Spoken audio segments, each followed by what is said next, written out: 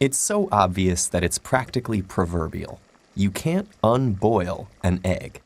Well, it turns out you can. Sort of. What thermal energy does to the egg's molecules, mechanical energy can undo. Eggs are mostly made of water and proteins. The proteins start off folded up into intricate shapes, held together by weak chemical bonds. Adding heat disrupts those bonds, allowing the proteins to unfold, uncoil, unwind, and wiggle freely. This process is called denaturing. The newly liberated proteins bump up against their neighbors and start to form new bonds with each other, more and more as the heat increases, until finally they're so entangled that they gel into a solid mass, a boiled egg. That entanglement might look permanent, but it's not. According to a chemical idea called the principle of microscopic reversibility, anything that happens, like egg proteins seizing up, can theoretically unhappen if you retrace your steps. But adding more heat will tangle the proteins further, and cooling them down will only freeze them. So here's the trick.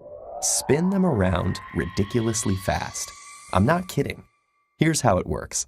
First, scientists dissolve boiled egg whites in water with a chemical called urea, a small molecule that acts as a lubricant, coating the protein's long strands and making it easier for them to glide past each other. Then, they spin that solution in a glass tube at a breakneck 5,000 rotations per minute, making the solution spread out into a thin film. Here's the key part. The solution nearest the wall spins faster than the solution closer to the middle. That difference in velocity creates shear stresses that repeatedly stretch and contract the proteins, until eventually they snap back into their native shapes and stay there. By the time the centrifuge stops spinning, the egg white is back in its original unboiled state. This technique works with all sorts of proteins.